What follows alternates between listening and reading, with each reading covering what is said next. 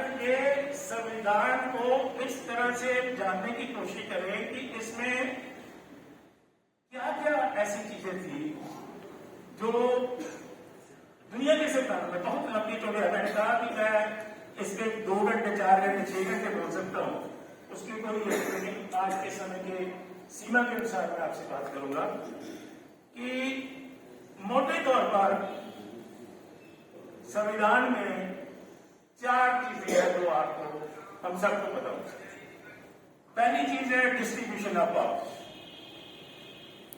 Prime minister कोई हो, president कोई हो, लेकिन कानून बनाने की ताकत, कानून को लागू करने की ताकत, और अगर कोई कानून को लागू नहीं करता तो उसको दंड देने की ताकत भी अलग अलग ब्रांचेस में थी। एक लेजिस्लेटिव बना दी, एक एग्जेक्टिव बना दी और एक जुडिशरी बना दी। उसके बाद दूसरी चीज जो सबसे अच्छी है संविधान में, जो मैग्ना कार्टा से शुरू हुई, कॉमन लॉ से शुरू हुई, रूल ऑफ लॉ से शुरू हुई, वो है फंडामेंटल राइट्स।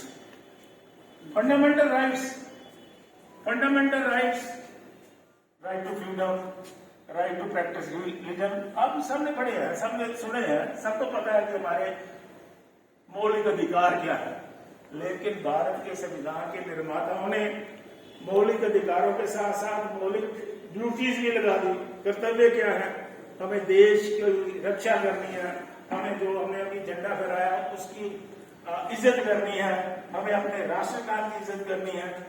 और मैं जब कहता हूं कि संविधान सुप्रीम बुक है, दुनिया भर जितने भी कानून हिंदुस्तान में लगते हैं उन सारे का सोर्स संविधान।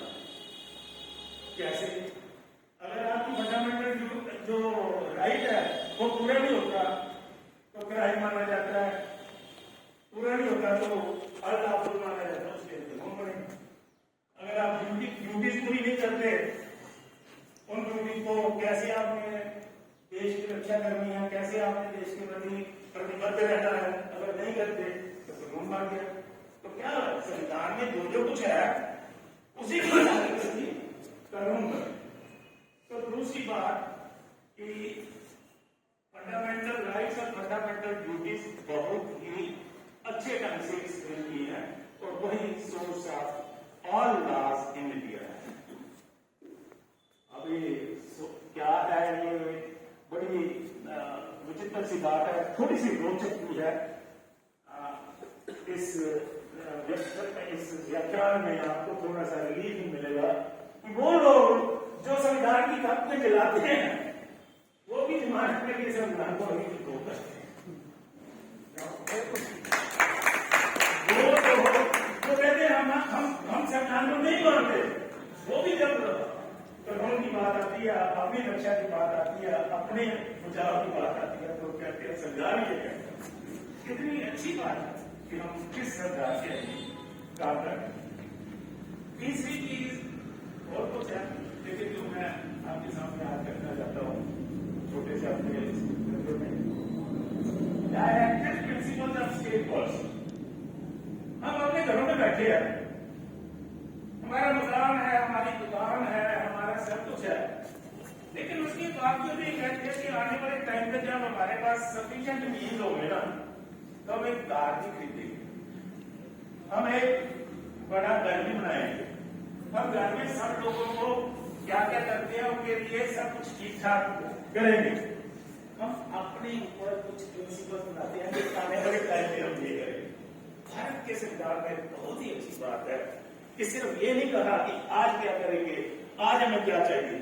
उन्होंने डायरेक्टिव प्रिंसिपल्स में ये कहा कि आने वाले समय में हमारा भारतवर्ष क्या क्या करना चाहेगा, जब जब जैसे जैसे भारतवर्ष वो है डायरेक्टिव प्रिंसिपल्स। डायरेक्टिव प्रिंसिपल्स कानून में लागू नहीं हो सकते, लेकिन मन में बात है भारतवर्ष के, जिसको दीनदयाल उपाध्याय जी की भाषा में चिति कहते हैं, कॉन्शियसनेस कहते हैं। भारत की कॉन्शियसनेस में यह है कि हमको सबको बराबरी दिलानी है, हमको सबको इकोनॉमिकली ऊपर करना है, हमको सबको कल्चरली ऊपर करना है, हम सबको रिफाइनमेंट की तरफ चलना है, ये डायरेक्टिव प्रिंसिपल्स में आई है।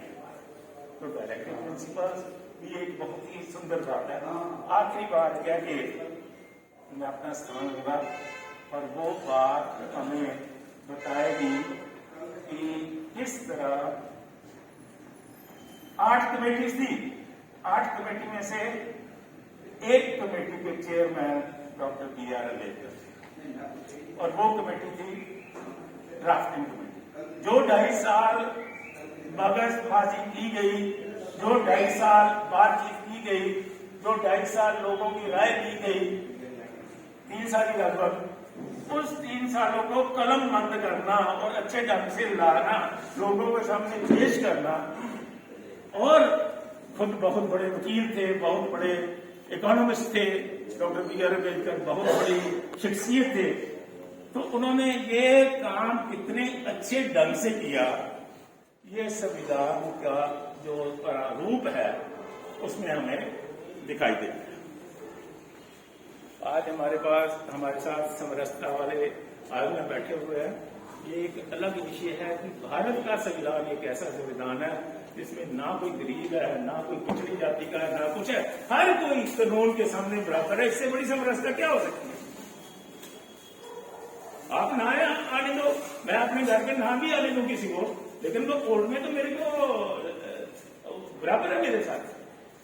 अमीर है, गरीब है, ऊंचा है, नीचा है, इससे बड़ी समरसता क्या है? किसी भी जाति का है, किसी भी क्लास का है, इससे बड़ी समरसता क्या है? लेकिन उसका जो समरसता क्या रिफ्लेक्शन भारत के संविधान में सबसे ज्यादा कहां पे है, मैं उस पर 2 मिनट दूंगा। ओरिजिनल भारत का संविधान 2 भाषाओं में लिखा गया, एक इंग्लिश में और एक और हस्तलिखित। आपको पता होना चाहिए कि पहले संविधान हाथ से हैंड रिटन था। उस संविधान में 22 चित्र है,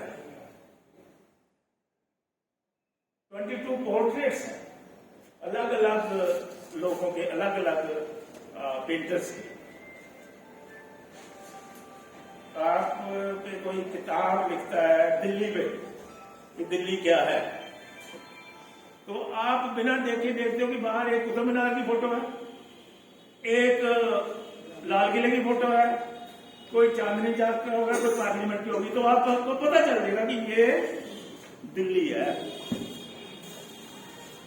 B.R. अम्बेडकर जिस ड्राफ्टिंग कमेटी के चेयरमैन थे, उस ड्राफ्टिंग कमेटी ने 22 पोर्ट्रेट इस संविधान में लाए। तो हम कहते हैं कि B.R. अम्बेडकर से बड़ा वो बहुत बड़े समरसता के नहीं थे, उनसे बड़ा समरसता